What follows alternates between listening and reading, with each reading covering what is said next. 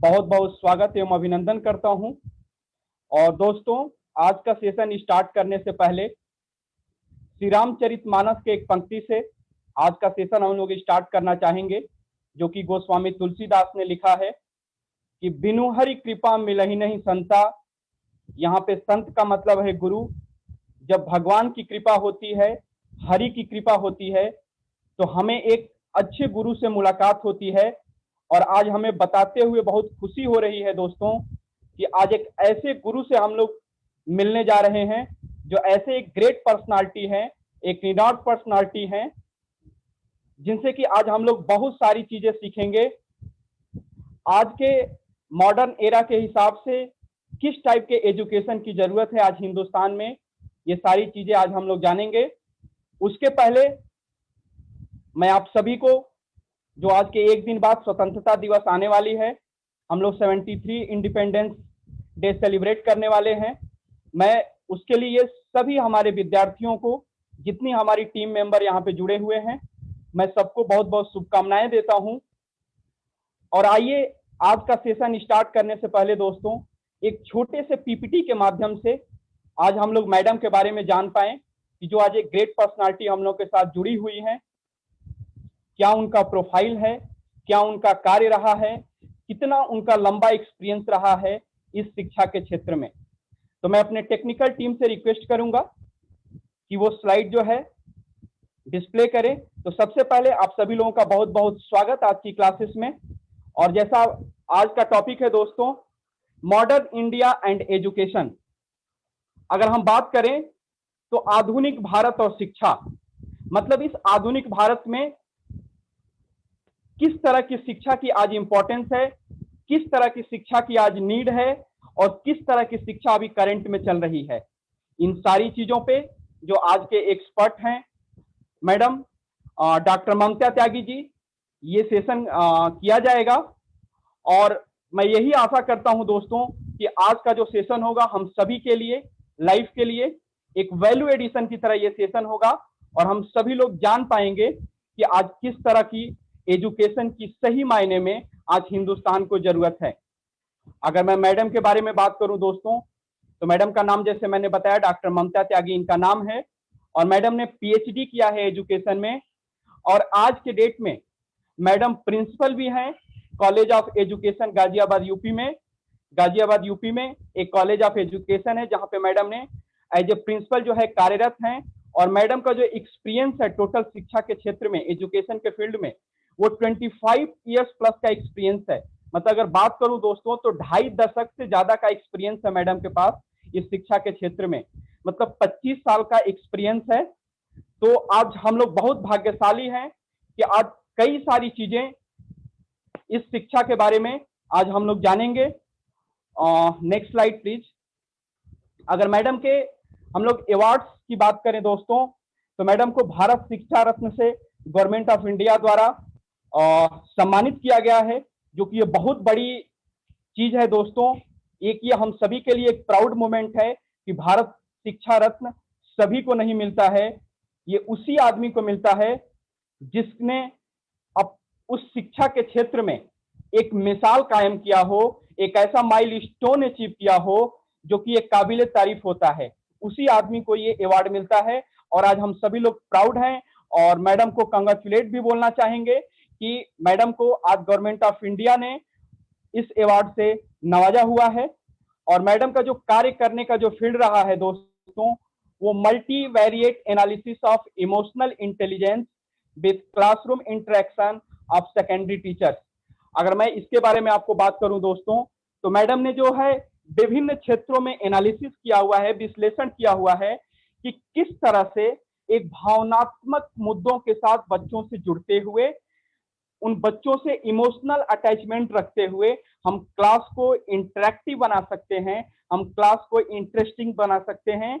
इसमें मैडम ने जो है एक ट्रेनिंग के पार्ट्स को लेकर के काफी सारा वर्क किया हुआ है कि किस तरह से वो क्लासरूम को जो है इंटरेस्टिंग बना पाएंगी और किस तरह से जो है वो क्लासरूम अधिक से अधिक इंटरेक्टिव हो पाएगा। अगर हम बात करें दोस्तों एपीएलएल के बारे में, तो आप लोग जैसे देख रहे हैं कि जिस तरह से एपीएलएल लास्ट 20 ईयर से आज एजुकेशन के फील्ड में कार्यरत है, हम लोग एक स्किल डेवलपमेंट का एजुकेशन आज के डेट में हिंदुस्तान में प्रोवाइड कर रहे हैं।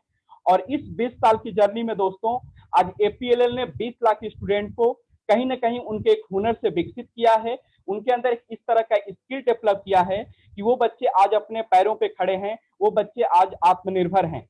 जैसे अगर हम बात करें कुछ एक्टिविटी की, तो चाहे वो हमारे स्टूडेंट टॉक का प्लेटफॉर्म हो, चाहे वो हमारे सीएसआर एक्टिविटी का प्लेटफॉर्म हो, चाहे वो आज का एक्सपर्ट टॉक सेशन की बात हो, ये डिफरेंट तरह की एक्टिविटी है जो कि एपीएलएल के द्वारा आज हमारे विद्यार्थियों को प्रोवाइड की जाती है। इस तरह की कई सारी एक्टिविटियां होती हैं दोस्तों, जिसके थ्रू हम क्या करते हैं कि अपने बच्चों से किस तरह से पॉजिटिव वे में एक कनेक्टिविटी बनाए रखें, इस तरह के एक प्रोग्राम को लेकर के हम मार्केट में काम कर रहे हैं।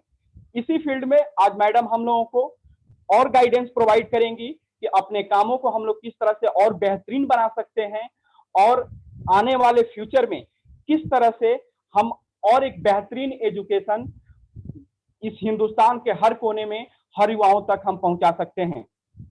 तो दोस्तों मैं बताना चाहूंगा कि हमारा एपीएलएल का जो विजन है वो सिंपल विजन है, सीधा विजन है कि भारत के हर युवाओं से हमें डायरेक्टली संवाद करते रहना है, हमें उनसे डायरेक्टली कम्युनिकेशन करते रहना है, क्योंकि कहीं ना कहीं हमारा यही मानना है कि भारत के युवा ही हमारे देश के भविष्य हैं, हमारे देश के फ्यूचर हैं।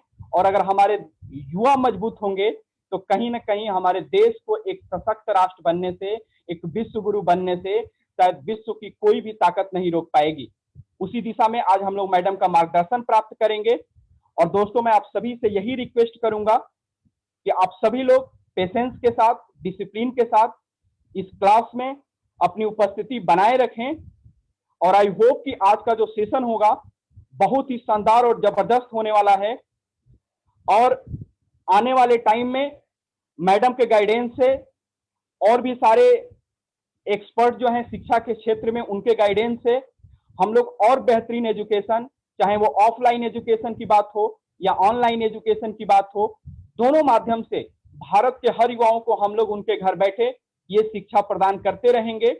और अगर आप लोगों का सहयोग रहा दोस्तों, अगर हम लोगों को गाइडेंस जैसे मिल रहा है आज भारत से, अगर इस तरह से गाइडेंस अगर आगे आई होप कि मिलता भी रहेगा, तो आने वाला जो टाइम होगा वो 200 साल का जो टाइम होगा केवल एपीएलएल के नाम होगा दोस्तों। तो हम आप सभी से यही रिक्वेस्ट करेंगे कि आज का जो मौका है आप उसका बखूबी इस्तेमाल करिए और आज की जो भी शिक्षा मैडम के द्वारा दी जाएगी आप उसको एक नोटबुक पे नोट करिएगा और आने वाले टाइम में आप अपनी लाइफ में उसको इम्प्लीमेंट करिएगा। तो अब ज्यादा समय न लेते हुए दोस्तों आज की क्लासेस को हम लोग स्टार्ट करने की तरफ बढ़ेंगे। वापस मैं एक बार रिक्वेस्ट कर रहा हूं, अगर कोई हमारे भाई बहन इस जूम ऐप के माध्यम से नहीं जुड़ पा रहे हैं तो ये सेशन हमारे फेसबुक पेज पे भी लाइव है, आप प्लीज वहां से भी इस सेशन को आप लाइव अटेंड कर सकते हैं। तो आप उनको रिकमेंड कर दीजिए, अगर सीट फुल होने की वजह से यहाँ पे अटेंड नहीं कर पा रहे हैं तो फेसबुक पेज पे चले जाएं, वहां से ये सेशन उनको लाइव मिलेगा।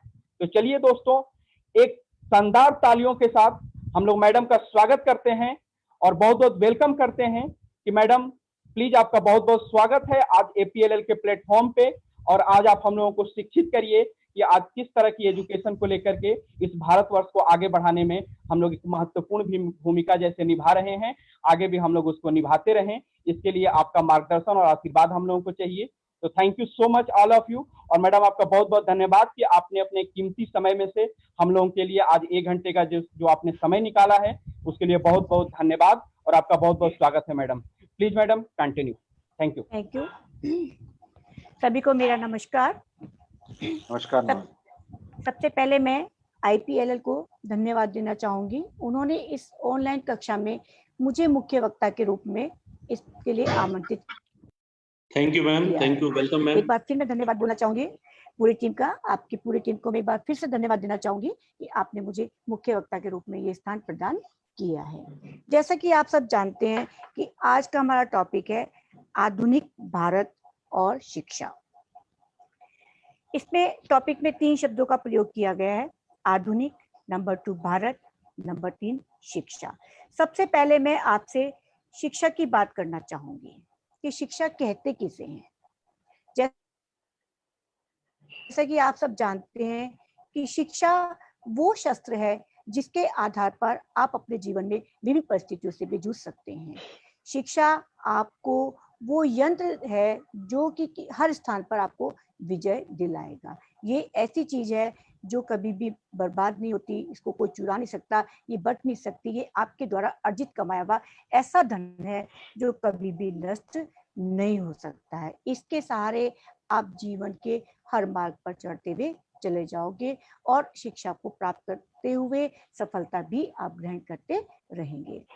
तो मैं इसके संदर्भ में आपको पहले बताना चाहूंगी कि शायद आपको पता भी होगा कि शिक्षा किसे कहते हैं, लेकिन फिर भी एक रिवीजन क्लास करूंगी मैं इसमें कि शिक्षा के अर्थ से आप क्या समझते हैं, शिक्षा कहते किसे हैं, क्या अर्थ है इसका, क्या इसका मीनिंग है। ये शायद आप जानते तो होंगे, पढ़ा भी होगा आपने, अपनी एजुकेशन लेकर भी आए, फिर भी मैं थोड़ा सा आपसे ये शेयर करना चाहूंगी। तो मैंने शिक्षा को 8 अर्थों में परिभाषित करने का प्रयास किया है यहाँ पर। सबसे पहले मैं लूंगी शिक्षा का शाब्दिक अर्थ। शाब्दिक अर्थ का मतलब उत्पत्ति किस तरह से शिक्षा की हुई है। शिक्षा जो शब्द है वो संस्कृत भाषा के शिक्षा धातु से लिया गया है, जिसका मतलब होता है सीखना और सिखाना। शिक्षा किसके बीच में चलती है? आमतौर पे दो व्यक्तियों के बीच में चलती है। उसमें जैसे एक बालक है, एक अध्यापक है, उन दोनों के बीच में भी चलती है। ये तो मुख्य रूप पे हम जानते हैं कि इन दोनों के बीच में शिक्षा का आदान प्रदान होता है। लेकिन जो शिक्षा होती है वो कहीं पर भी किसी भी रूप में किसी के द्वारा भी ग्रहण की जा सकती है, उसका कोई दायरा नहीं हो सकता है। किस समय किसको कहाँ पर किस तरीके से शिक्षा की अनुभूति हो जाए, ज्ञान की प्राप्ति हो जाए, उसके बारे में हम कुछ भी स्पष्ट रूप से नहीं कह सकते। तो शिक्षा का अर्थ आमतौर पर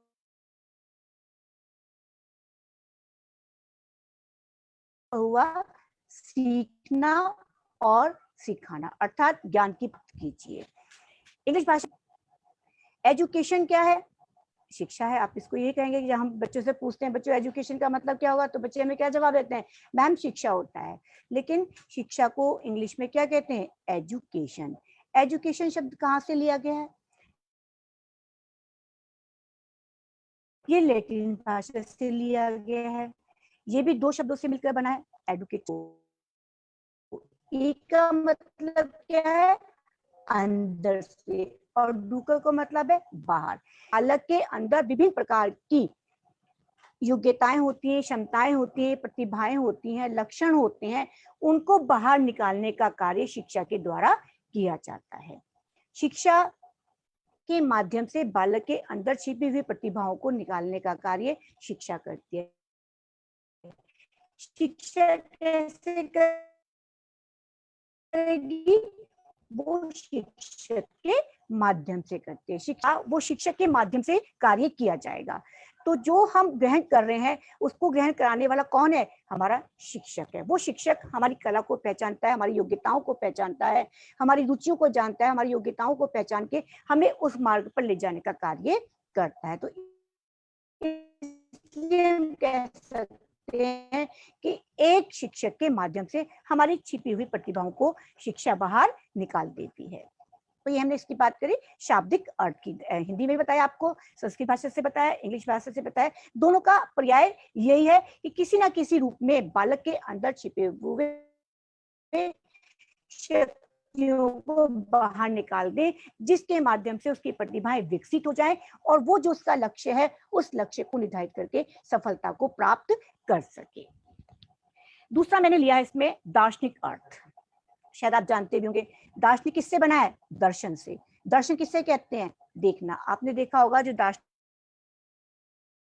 होते हैं वो बहुत गहन चिंतन मनन करते रहते हैं। जब तक किसी बात की तह तक नहीं पहुंचते तब तक उनको चैन नहीं पड़ता है, चाहे वो रात दिन खाना पीना सब छोड़ देते हैं, लेकिन अपनी खोज में लगे रहते हैं जब तक कि वो अंत तक नहीं पहुंचते हैं। और दर्शन शास्त्र के अंतर्गत मैं ये बताना चाहूंगी आपको कि समस्या का समाधान निकल ही नहीं पाता, एक के अंदर इतनी तह होती है कि उसमें हम कोशिश करते रहते हैं, अंत तक हम नहीं पहुंच पाते। जैसे हम ही अपने आप के बारे में कभी कभी सोचने बैठ जाते हैं, हम मर जाएंगे तो हमारा क्या होगा। इन चीजों का यदि हम हल करने लगेंगे तो कोई हल नहीं निकल पाएगा, हम फिर वापस अपने उसी जगह पर आ जाएंगे। लेकिन शिक्षा के संदर्भ में मैं दार्शनिक अर्थ को जोड़ना चाहूंगी कि दर्शन जो होगा हमारी आंतरिक शक्तियों को विकसित करेगा। यानी हमारा जीवन का उद्देश्य क्या है? आप उसमें ना लेके जाएं, से आध्यात्मिक जीवन जीने का हमारा लक्ष्य भी है। क्योंकि कहते हैं, हमने पढ़ा भी है कि ये जो हमें जन्म मिलता है, ये 84 लाख योनि भुगतने के बाद मिलता है, और बार-बार ये हमें जन्म से मुक्ति लेनी होती है, तो मोक्ष की प्राप्ति हमें करनी होती है। तो उसके लिए हमें क्या करना होगा? मोक्ष वाली शिक्षा को ग्रहण करने के लिए आध्यात्मिकता वाली शिक्षा का ग्रहण करना होगा। इसके लिए हम चाहे गुरु की सहायता लेते हैं या शास्त्रों की सहायता लेते हैं, उसके माध्यम से हम उस शिखर पर पहुंचते हैं जहां से हमें ये कोशिश करते हैं कि हमें शायद मोक्ष की प्राप्ति हो जाए।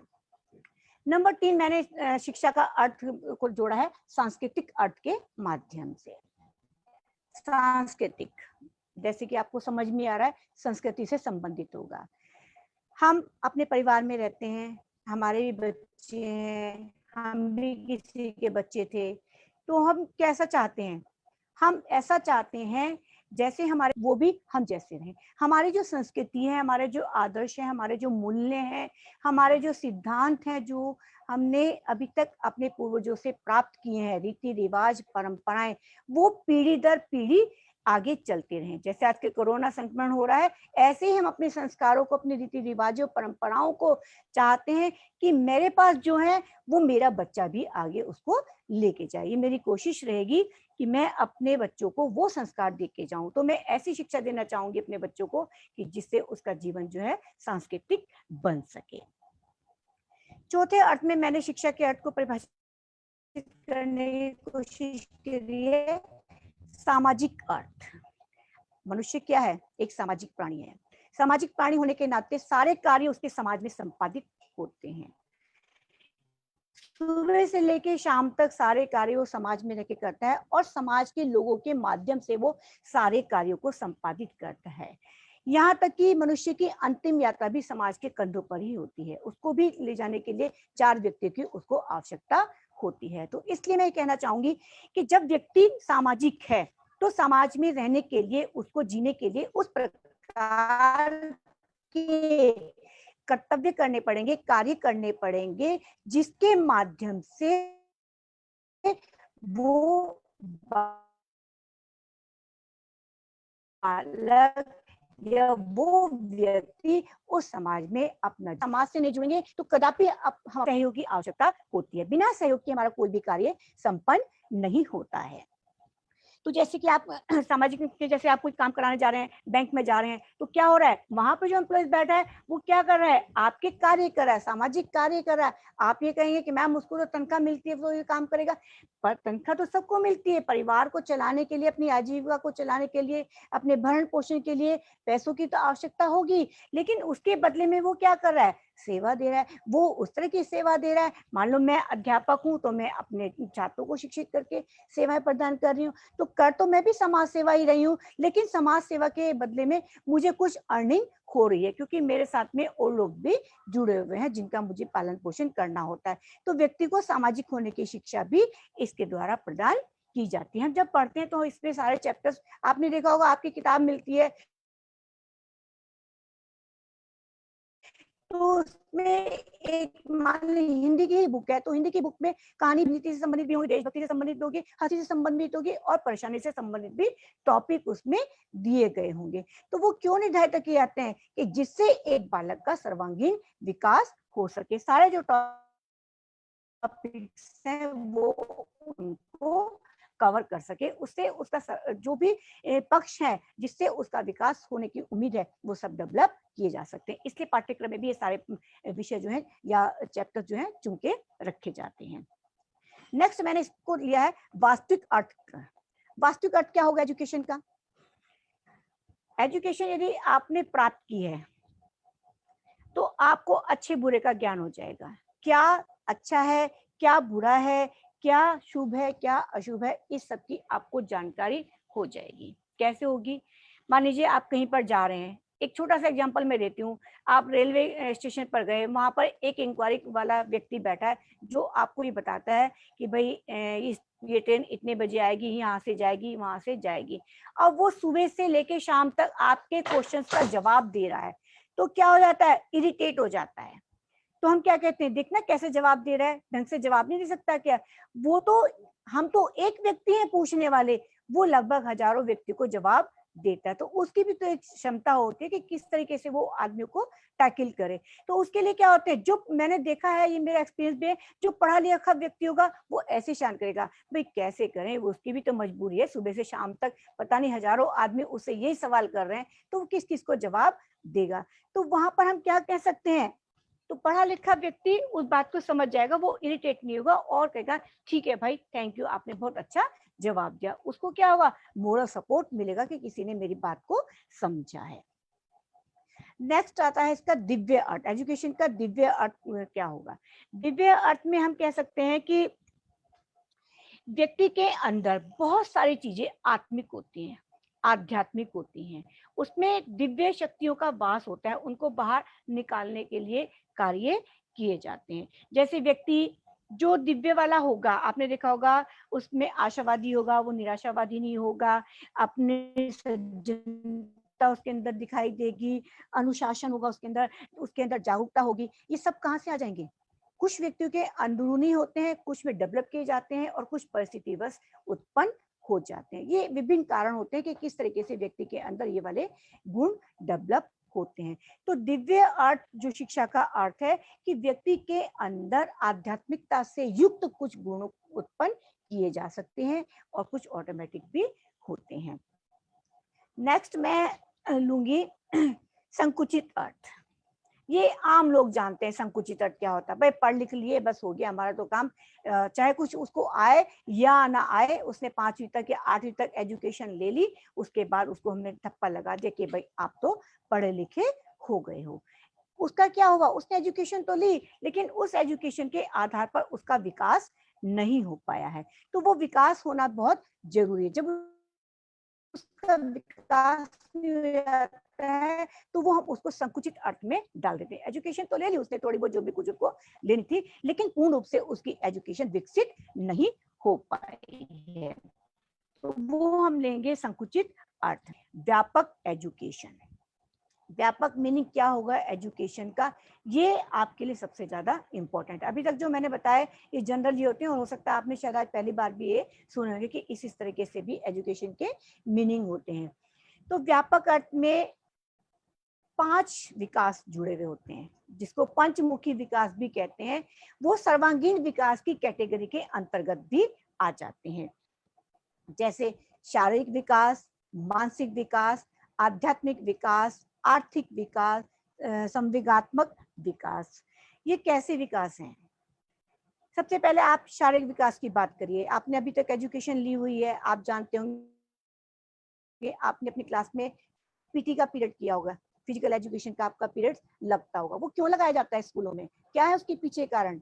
आपको स्वस्थ बनाना, आपके अंदर जो भगवान ने इतना सुंदर शरीर आपको दिया है वो बना रहे, उसको विकसित कराना। क्योंकि यदि आपका शरीर स्वस्थ रहेगा तो आप क्या है ज्ञान की प्राप्ति कर पाएंगे। यदि आप अस्वस्थ होंगे तो आपका मन पढ़ने में बिल्कुल भी नहीं लगेगा। इसलिए क्या करते हैं, फिजिकल एजुकेशन के पीरियड्स के, चाहे वो मॉर्निंग में रखा जाए, वो लास्ट में रखा जाए, ये डिपेंड करता है। अब हर स्कूल का अपना टाइम टेबल होता है कि वो कहाँ पर सेट करें, क्योंकि हर समय हर क्लास उपलब्ध नहीं होती है, वो अकॉर्डिंग टू टाइम टेबल जो है टीचर सकते हैं। वैसे मॉर्निंग में भी एक पीटी तो छोटा सा कार्यक्रम होता है, वो तो सभी के साथ में सार्वजनिक रूप से भी आयोजित किया जा सकता है। और खेल कूद वगैरह कराने होते हैं तो उसमें टीचर जो है अपनी पीटीआई की सुविधा के अनुसार वो टाइम टेबल में फिट करते हैं।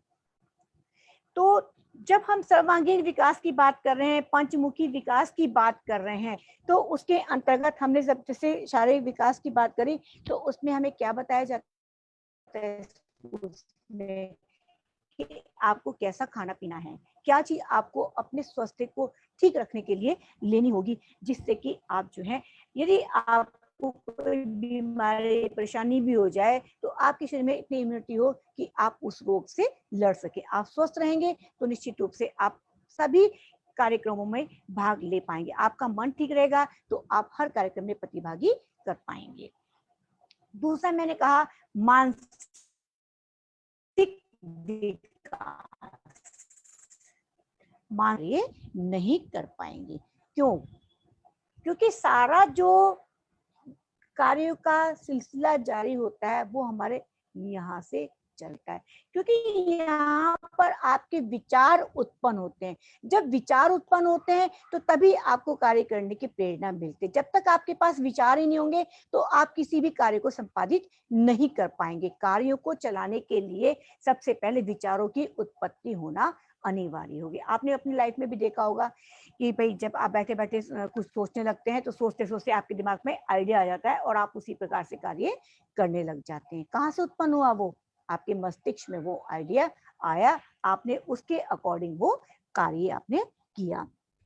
तो जैसे आपके टाइम टेबल में मैथ्स और साइंस का पीरियड क्यों रखा जाता है? ये इसीलिए रखा जाता है कि आपका जो मस्तिष्क है ये भी क्रियाशील रह सके। क्रियाशीलता बहुत जरूरी होती है। और ये पीरियड्स भी आपने देखे होंगे मॉर्निंग में रखे जाते हैं। क्यों रखे जाते हैं साइंस और मैथ के पीरियड मॉर्निंग में टाइम टेबल में? क्योंकि उस समय मानव का मस्तिष्क, बालक का मस्तिष्क जो होता है ज्यादा क्रियाशील होता है। इंटरवल के बाद में ऐसे पीरियड रखे थे क्योंकि थोड़े से पीरियड थोड़े टफ भी होते हैं सब्जेक्ट में, बच्चों को समझने में भी थोड़ा वो लगता है और उस समय बच्चों को थोड़ा आलस वगैरह भी आता है। तो मॉर्निंग टाइम टेबल में ही जो है ये इंटरवल से पहले ही ये पीरियड जो है रखे जाते हैं टाइम टेबल में। इसका कारण ये ही रखा गया है। तो जो मैथ और साइंस में हम जितना पढ़ेंगे उतना ही, जितना हम काम करेंगे, जितना हम समझेंगे, जितना हम उसकी प्रैक्टिस करेंगे, उतना ही हमारा जो माइंड होगा है वो विकसित होगा। और हमें विद्यालयों में मानसिक विकास करने के लिए अच्छे अच्छे विचारों को उत्पन्न करने की सलाह दी जाती है, प्रेरित किया जाता है, उत्साहित किया जाता है और प्रोत्साहित भी किया जाता है। और जब हम अच्छे अच्छे कार्य करते हैं तो हमें पारितोषिक के रूप में सम्मानित भी किया जाता है। नेक्स्ट हम बात करेंगे आर्थिक विकास। ये सबसे इंपॉर्टेंट पार्ट है। क्यों? हर बच्चा आज के टाइम में, तो हर बच्चा जो एजुकेशन ले रहा है उसका मकसद क्या है? हम ऐसी एजुकेशन लें जिससे कि हम अपना जीविका उपार्जन कर सकें। निश्चित रूप से सही बात भी है कि हम पढ़ लिख रहे हैं, हम इतना पैसा लगा रहे हैं, तो हम क्या करें? अपने भविष्य को हम अच्छा बनाने की कोशिश करते हैं। हम इतना कमाना चाहते हैं कि हम अपनी जिंदगी को ऐशो आराम के साथ में जी सके। अपनी जितनी हमारी आवश्यकताएं हैं, अपनी आवश्यकताओं को हम पूर्ण कर सके। हमें किसी के साथ की भी उसकी मदद कर सके। तो आर्थिक निर्भरता कहाँ से आएगी? जितनी अच्छी एजुकेशन लेंगे उतना ही हमारा अच्छा विकास होगा, हमारे पास अच्छा ज्ञान होगा, अच्छा कौशल होगा। तो निश्चित रूप से गारंटी मैं कह रही हूँ कि आप लोगों के पास में अच्छी सर्विस भी, अच्छी जॉब भी उपलब्ध होगी। उसके माध्यम से क्या होगा? आपकी जब अच्छी जॉब लगेगी, अर्निंग भी आपके पास अच्छी होगी, तो निश्चित रूप से आप अपना जीवन जो है आलीशान भी किया जाता है। फिर बात करते हैं हम सामाजिक विकास की। सामाजिक विकास तो स्कूलों में ही जाकर होता है। स्कूल वो चार दीवारी है जिसके अंदर पहुंच के बच्चे क्या करते हैं? एक दूसरे के सहयोग के साथ में, एक सूत्र के साथ बैठकर अपनी एजुकेशन, अपना ज्ञान प्राप्त करते हैं। तो वहां सारे कार्य क्या होते हैं? सामूहिक रूप में आयोजित किए जाते हैं। तो उस जब सामूहिक रूप में सारे बच्चे कार्य करते हैं तो निश्चित रूप से सहयोग की भावना उनके अंदर डेवलप हो जाती है।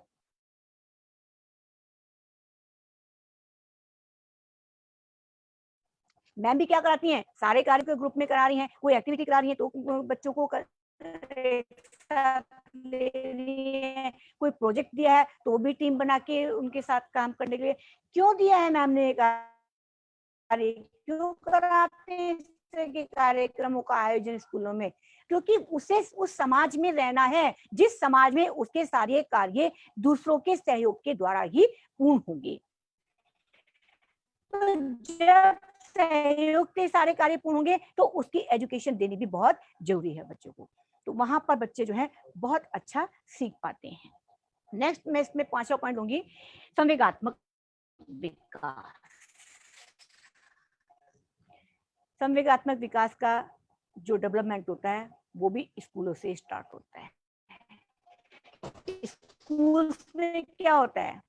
बहुत देखा होगा, मैम बच्चे से पूछती हैं आप काम करके लाए हो, तो बच्चा जो है जवाब देने के बजाय आंसू बहा देता है, रोने लगता है कि मैम जो है इमोशनल हो जाएंगी, मुझे डांटेंगे। बहुत सारे बच्चे तो आपने देखे होंगे बहाने बना देते हैं इस तरीके के कि मैम के सामने रोने की एक्टिंग कर दो, मैम तो सॉफ्ट कॉर्नर है, पिघल जाएंगे, मुझे डांटेंगे नहीं और मैं काम से बच जाऊंगा।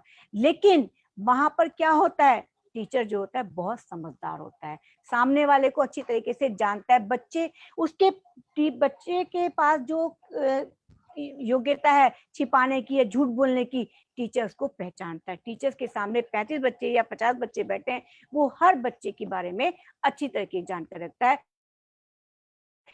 कि कौन बच्चा किस समय क्या शरारत करेगा, कौन बच्चा किस समय किस प्रकार का झूठ बोलेगा और कौन बच्चा किस तरीके से कार्य को पूर्ण करेगा। टीचर्स पूरे बच्चे को आराम से जान जाता है, एक एक बच्चे की क्वालिटी जानता है। तो मैं बात कर रही संवेगात्मक विकास कैसा होगा। जो बच्चों के इमोशंस होते हैं, उन इमोशंस को समझने की पावर एक अध्यापक के पास होती है, एक एजुकेशन के पास होती है। एजुकेशन और शिक्षक को दोनों को एक ही मान के चले, क्योंकि वो उसी के माध्यम से हम कार्य करा रहे हैं। तो शिक्षक क्या करता है, यदि बच्चे ने झूठ बोला है, उसको अलग ले जाके क्या करते हैं, समझाते हैं, बेटा ऐसे झूठ नहीं बोलना चाहिए, वहां तो मैंने कुछ नहीं बोला, आपको एकांत में लाके मैं इस तरीके से बता रहा है। बहुत से बच्चों को आपने क्लास में देखा होगा, जब मैम कुछ पूछती हैं वो तो जवाब देगा नहीं, दूसरे बच्चे देने लग जाते हैं, मैम इसकी मम्मी ने डांट दिया था, इसने काम इसलिए नहीं किया, इस तरह की बातें बच्चे करने लग जाते हैं। तो जो इमोशंस आते हैं, वो इमोशंस को कंट्रोल करना, उनको दबाना, उनको निकालना, उनको संभालना, ये सारे कार्य एजुकेशन के माध्यम से किए जाते हैं। आपने लड़कों और लड़कियों में भी देखा होगा, स्कूल्स में इमोशन दोनों के अलग होते हैं। लड़कियां बहुत जल्दी से वैसे पिघल सी जाती हैं, लड़के क्या होते हैं, हार्ड होते हैं। तो दोनों को जो है टीचर संभालता है कि किस तरीके से आपको विकसित करना है। तो ये मैंने जो आपको बताए 5 अर्थ मैंने आपको एजुकेशन के बताए। सबसे इंपॉर्टेंट हमारा जो था व्यापक अर्थ में शिक्षा का क्या अर्थ है। तो शिक्षा मेरे कहने से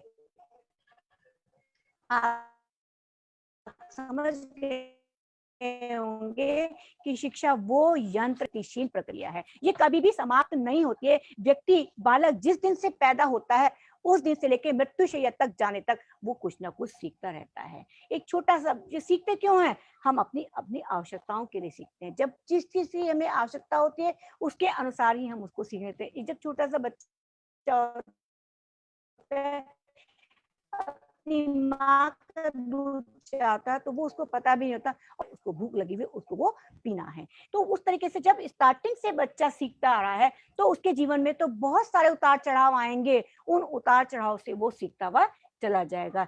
परिस्थितियां, अनुभव, घटनाएं भी व्यक्ति को बहुत कुछ सिखा देती हैं। तो इसलिए मेरे कहने का तात्पर्य है, निरंतर चलने वाली उद्देश्यपूर्ण प्रक्रिया सही माने में एजुकेशन है। अब हम बात करेंगे, ये हमने अर्थ बता दिया इसके, अब हम इसकी प्रक्रिया पर बात करेंगे कि शिक्षा की प्रक्रिया कैसी होती है। शिक्षा की प्रक्रिया 4 तरह से होती है। नंबर 1 होती है द्विमुखी प्रक्रिया, 2 मुंह। कैसे, इसमें बिल्कुल नाम से स्पष्ट हो रहा है कि इसमें 2 होंगे। एक कौन होगा, एक छात्र होगा और एक अध्यापक होगा। यानी एक छात्र एक अध्यापक को पढ़ाएगा।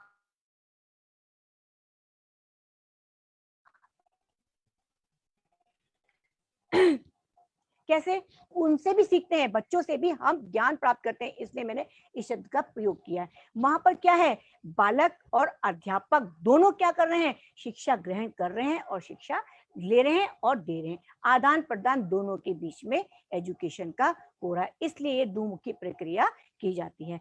क्लास में टीचर बच्चों को सुना रहा है, बच्चे सुन रहे हैं, बच्चे क्वेश्चन कर रहे हैं, अध्यापक उनका जवाब दिया। तो वो प्रक्रिया है, दोनों के बीच में वो प्रक्रिया चल रही है। दूसरी प्रक्रिया है त्रिमुखी। एक नंबर 1 छात्र, नंबर 2 अध्यापक और नंबर 3 क्या जुड़ जाएगा, नंबर 3 उसमें जुड़ जाएगा पाठ्यक्रम। बिना पाठ्यक्रम के अध्यापक कक्षा में छात्रों को ज्ञान प्रदान नहीं करता है। और जरूरी भी है, यदि जितना हमें सिलेबस मिलेगा, हम उस सिलेबस के अकॉर्डिंग अपने बच्चों को शिक्षित करेंगे तो हमें भी कोई परेशानी नहीं होगी। बिना सिलेबस के टीचर भी समझ नहीं पाएगा मैं आज क्या पढ़ाऊं, कैसे करूं। यदि उसके सामने वो सिलेबस निर्धारित पाठ्यक्रम दिया गया है, तो उस पाठ्यक्रम के आधार पर अध्यापक अपने छात्रों को शिक्षित करेगा। तो इसलिए वो त्रिमुखी प्रक्रिया हो जाती है। तो वो प्रक्रिया कहाँ पे चलेगी, जिसमें अध्यापक भी है और छात्र भी है और पाठ्यक्रम भी है। तो वो प्रक्रिया कहाँ चलेगी, स्कूल में चलेगी। यानी वो निश्चित पाठ्यक्रम के अंतर्गत चलने वाली प्रक्रिया होगी जो विद्यालय में 3 है। सो उद्देश्य प्रक्रिया यानी उद्देश्यपूर्ण प्रक्रिया। कैसे? आप एजुकेशन ले रहे हैं, आपके कोई ना कोई उद्देश्य जरूर होगा। मान लीजिए आप डॉक्टर, इंजीनियर बनना चाह रहे हैं, अध्यापक बनना चाह रहे हैं, तो आपने किसी भी कोर्स में एडमिशन लिया है तो ये सोच के तो लिया है कि मुझे ये बनना है। आपने अनायास तो नहीं ले लिया। कई बार 1-2 केस में हो जाता है कि भाई बच्चे बोल लेते हैं कि मेरी तो इच्छा नहीं थी, पेरेंट्स ने मुझे कराया तो मैं इसलिए मैं कोर्स कर रहा हूँ, तो वो अनिच्छा से कर देते हैं। वो बहुत कम केसेस होते हैं, लेकिन पेरेंट्स भी अपने बच्चों का अच्छा ही चाहते हैं। वो चाहते हैं कि मेरा बच्चा डॉक्टर बन जाए, तो उसमें कोई बुराई नहीं, उनका सपना है, वो भी शायद पूर्ण कर सकते हैं। वो आपसे ही उम्मीद रखते भी बच्चे। लेकिन मेरा कहने का तात्पर्य यह फिर भी है कि बच्चे आज के टाइम में तो बच्चे ही निर्धारित करते हैं कि मुझे क्या करना है, और पेरेंट्स भी इतने समझदार हो गए कि बच्चे की इच्छा को ध्यान में रखे करते हैं। क्योंकि यदि मैंने अपनी इच्छा से एडमिशन कराया तो बच्चा जो है वो रिजल्ट मुझे नहीं दे पाएगा जो मैं चाहता हूँ या चाहती हूँ, तो वो उसके अनुसार ही वो उस पाठ्यक्रम में उसका प्रवेश कराते हैं। तो हमारा कहने का तात्पर्य वह है कि आपने जिस भी कोर्स में एडमिशन लिया है तो उसका उद्देश्य जो है आप पूर्व में ही निर्धारित कर लेते हैं, फिर उसके अनुसार ही आप शिक्षा ग्रहण करते हैं। नंबर 4 है गतिशीलता। ये प्रक्रिया कैसी है? निरंतर चलने वाली प्रक्रिया है, ये कभी भी नहीं रुकती है। हर व्यक्ति डेली अपनी लाइफ में कुछ ना कुछ प्रतिदिन किसी ना किसी रूप में किसी से भी कुछ भी सीखता है। डेली कोई ना कोई नए ज्ञान की प्राप्ति बच्चे को होती है। जैसे आप कहेंगे कैसे होगी? आपकी मॉर्निंग असेंबली क्लास में हो रही है या स्कूल में हो रही है,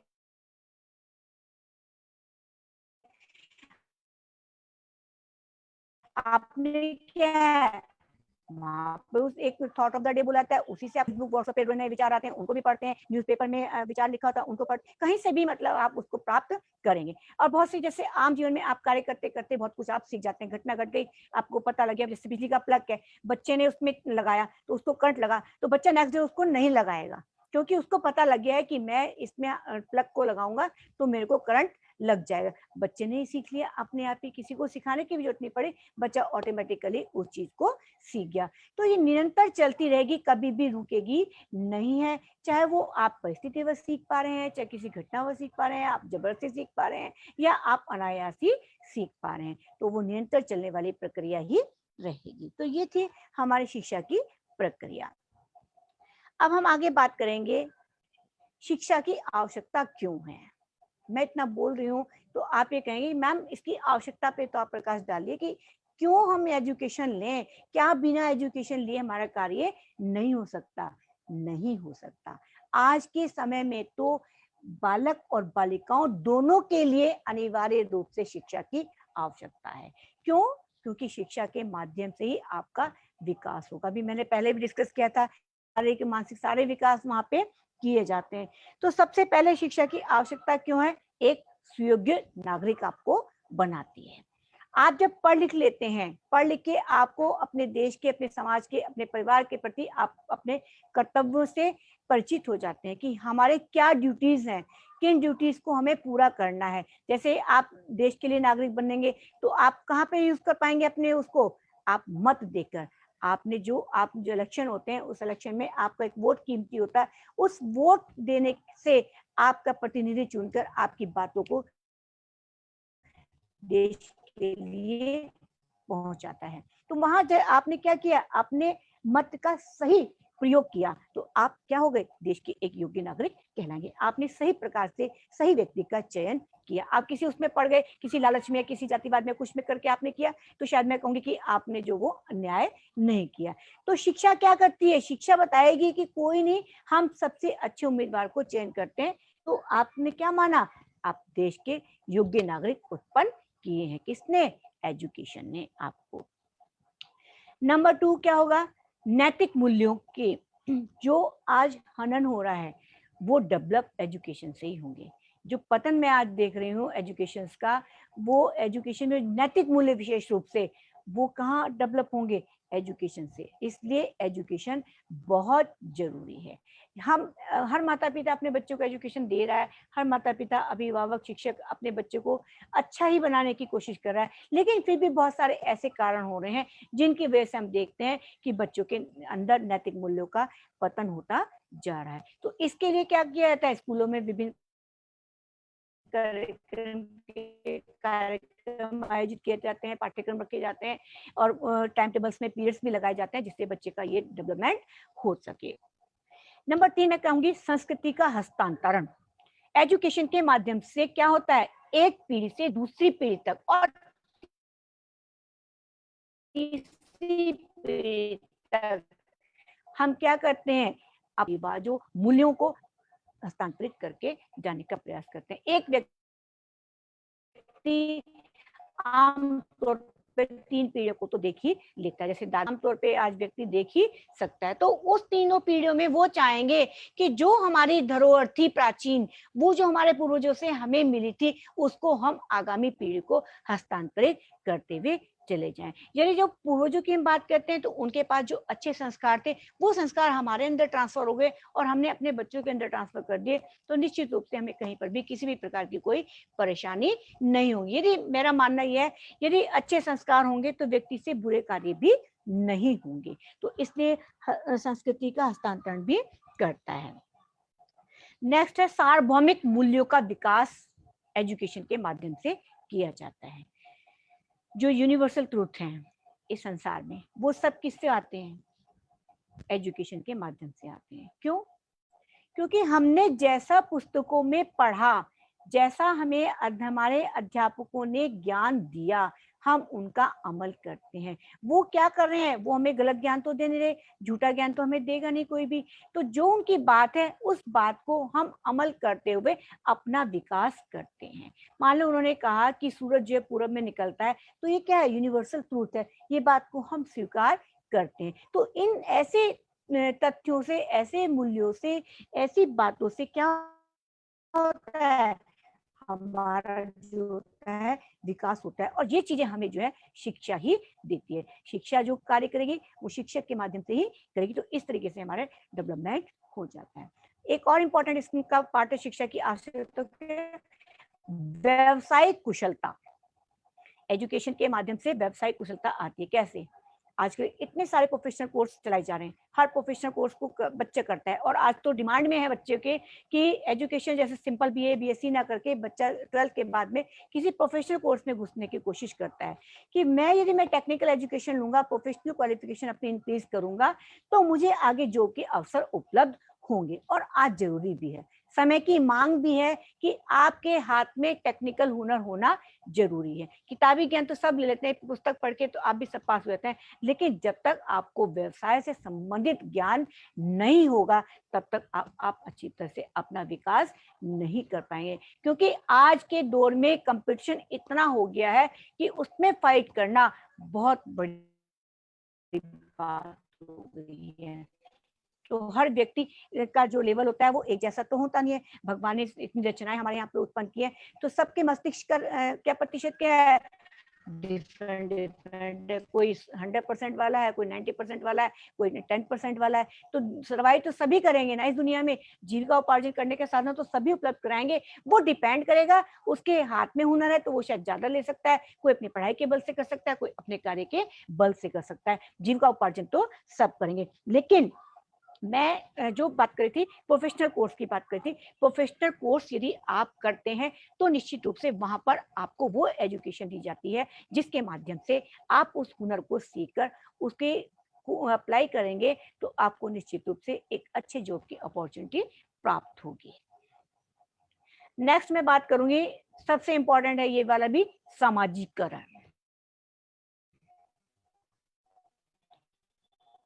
शिक्षा के माध्यम से क्या होता है? समाजीकरण होता है। क्यों होता है? क्योंकि समाज में रहने के लायक ही एजुकेशन हमें बनाती है। हम जिस समाज में रहते हैं उस समाज में रहते हुए अपने कार्य को भी करते हैं और साथ ही दूसरे के कार्य को भी हम संपादित करते हैं और कराते हैं। तो जब हम ये बात को मानते हैं कि समाज के द्वारा ही हमारा कल्याण होगा, हमारा समाजीकरण भी होना जरूरी है। समाजीकरण किसे कहते हैं? समाजीकरण उसको कहते हैं में हम रहते हैं, उस समाज के अनुसार हम अपना जीवन निर्वाह करें, के अनुसार हम भी चलें। जहाँ पर जिस तरीके का, जैसे छोटा सा एग्जाम्पल है, हम गांव में रहते हैं तो गांव में जिस तरह की वेशभूषा है उस तरीके की धारण करें तो हमें सब लोग अप्रिशिएट करेंगे। यदि हम वहाँ पे अलग हट के चलेंगे तो दुनिया थोड़ा सा वैसी बात भी करेगी और थोड़ा हम अलग लीग से हट के भी चलेंगे। तो समाजीकरण क्या है? जिस समाज में आप रहते हैं उस समाज के अनुसार यदि आप अपने आप को ढालेंगे तो वो सबसे बेस्ट एजुकेशन होगी। और ये कहा भी जाता है, आप भी बहुत लोगों को देखते हैं, राजनेताओं को, उनको सबको देखते हो, जब कहीं जाना होता है आपने देखा होगा वो उसी के अनुसार ड्रेसअप कर लेते हैं। मान ली हिमाचल में जा रहा है तो हिमाचली पहन ली। वो भी लोग क्यों पहनते हैं? क्योंकि जब वहां पर जाते हैं तो वहां के लोग खुश होते हैं, देखिए आप ये हिमाचली ड्रेस में आए, तो उनका भी मन खुश होता है और अपने आप को भी खुश लगता है और हम भी उनके रंग में ही रंग जाते हैं। तो इसलिए समाजीकरण जो होता है वो एजुकेशन के माध्यम से होता है, क्योंकि पुस्तकों में इतना ज्ञान दिया गया है और अध्यापकों के द्वारा ज्ञान दिया जाता है, माता पिता अभिभावकों के द्वारा हमें ज्ञान दिया जाता है कि हमें इस समाज में रहते हुए अपने आप को किस प्रकार से ढालना है, किस प्रकार से हमें चलना है। तो ये सारे मूल्य हैं जो हमें मिलते हैं एजुकेशन के माध्यम से। इसलिए एजुकेशन की आज के समय में बहुत अधिक आवश्यकता है। पहले काम चल जाता था, लेकिन आज तो हम जितनी भी क्वालिफिकेशन अपनी बढ़ा लें उतनी ही कम है, क्योंकि कंपटीशन इतना हो गया है, हर व्यक्ति पढ़ा लिखा हो गया है, तो हमें अपने आप को और आगे बढ़ाना है। तो ये थी शिक्षा की आवश्यकता। अभी थोड़ा सा और डिस्कस करेंगे। शिक्षा के रूप भी मैं आज आपको बता देती हूँ, शायद आपने पता भी नहीं होंगे, पढ़े होंगे तो शायद भूल भी गए होंगे, फिर मैं एक थोड़ा सा रिवाइज मैं कर देती हूँ। शिक्षा के 3 रूप होते हैं, औपचारिक रूप, अनौपचारिक रूप और निरौपचारिक रूप। शायद आपने सुने भी नहीं होंगे, जानते तो होंगे लेकिन इनके क्या मीनिंग होंगे ये शायद आपको नहीं पता होगा। सबसे पहले होता है औपचारिक शिक्षा। औपचारिक रूप में क्या होगा? औपचारिक शिक्षा किसे कहेंगे? औपचारिक शिक्षा कौन सी शिक्षा होगी? वो शिक्षा होगी जिसमें एक बालक निश्चित समय में, निश्चित अध्यापक, निश्चित उद्देश्य, निश्चित चार स्थान, निश्चित पाठ्यक्रम के अंतर्गत एजुकेशन प्राप्त करता है, यानी विद्यालय एजुकेशन। वहां पर अध्यापक भी निश्चित होता है, स्थान भी निश्चित होता है, पाठ्यक्रम भी निश्चित होता है और सिलेबस भी निश्चित होता है, सब कुछ वहां पर निश्चित होता है। तो वो जो निश्चित एजुकेशन होती है वो औपचारिक शिक्षा के अंतर्गत आती है। नंबर 2 है अनौपचारिक शिक्षा। ये एजुकेशन कैसी होती है? बिल्कुल स्वतंत्र होती है, अनियंत्रित होती है, कहीं पर भी किसी भी रूप में आप इसको प्राप्त कर सकते हैं। जैसे आप सिनेमा हॉल में गए, आपने मूवी देखने गए, बीच में ब्रेक हो गया, वहां पर एक छोटा सा एड में लिखा होता है धूम्रपान निषेध है। वो क्या हो गया?